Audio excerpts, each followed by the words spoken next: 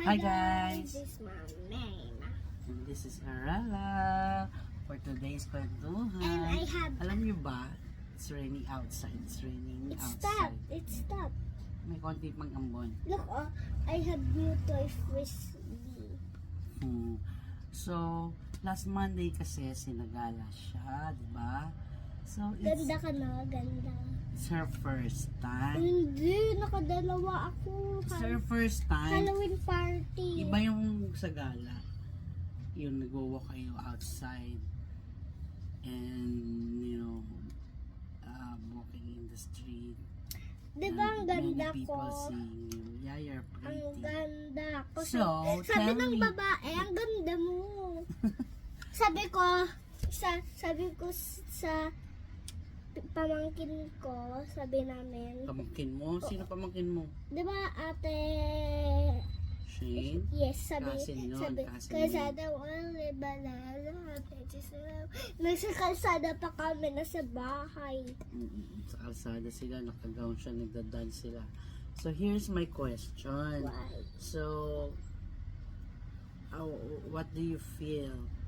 So, with your first experience as... I feel good, I feel nauseous. Huh? You feel what? Good. What's the experience? What did you see? I see, Explain to us, I see nicely. tons of gowns that are beautiful more than mine. Hindi, Something. marami. Siyempre, lahat naman kayo magaganda naman yung mga gowns nyo. Siyempre, maganda rin naman. Sabi ng lola, mas maganda gown mo sa iba. Sabi ni Lola. Sabi, yung Sinong lola? nag-picture sa akin, wow, mas maganda pa yung dress mo sa ibang bata. Sabi niya gano'n. Eh, meron naman kasi talagang mga simple lang yung gowns. And yun kay Arela nga, maganda nga talaga yung...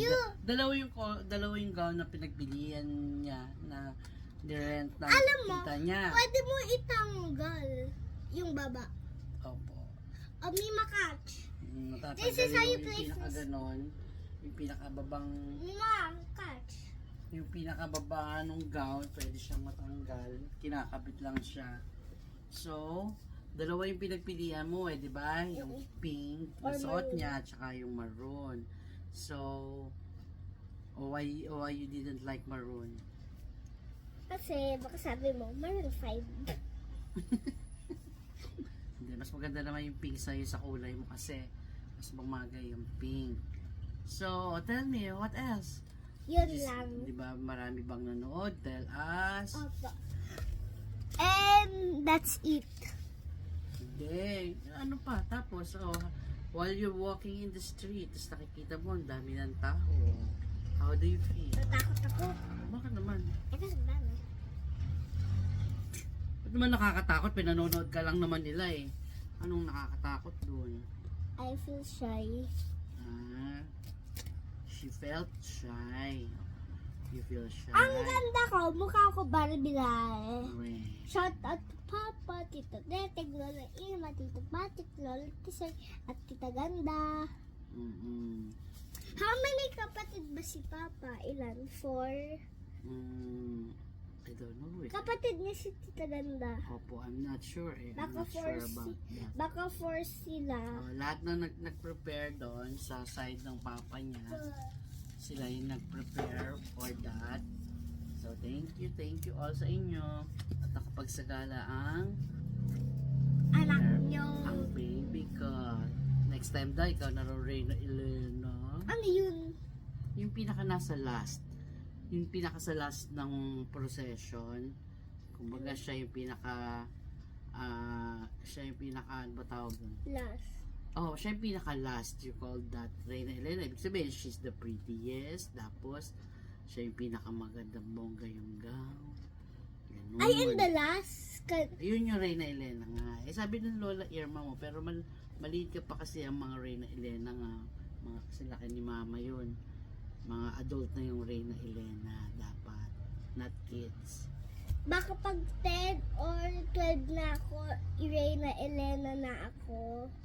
Depende sa kanila. Sasali ka nila ulit.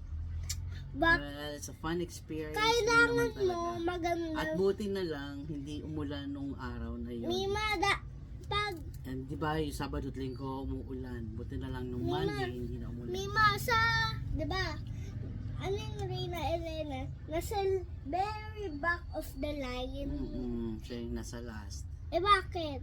Eh kasi kung sino nasa last ng line, siya yung mas maganda. Pinakamaganda daw. Oo. Bakit? Eh, ganun daw. Ganun yun eh. Hindi Tayo ko na sa alam. first.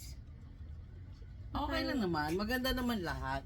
Pero yun nga lang. Siyempre, sometimes, you called it like finale. Yung pinaka-finale nung Asan ba yung nung hula? procession. Yung pinaka-last. Sinasabi nila, Reyna Elena is the prettiest. Basta yun lang. Give me my pencil.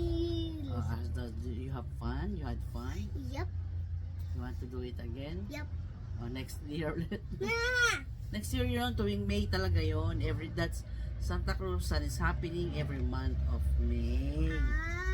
So, It happened every month next of May, pag, Next year, pag 7 na ako, and pag May ulit, sasali ulit ako ni Papa.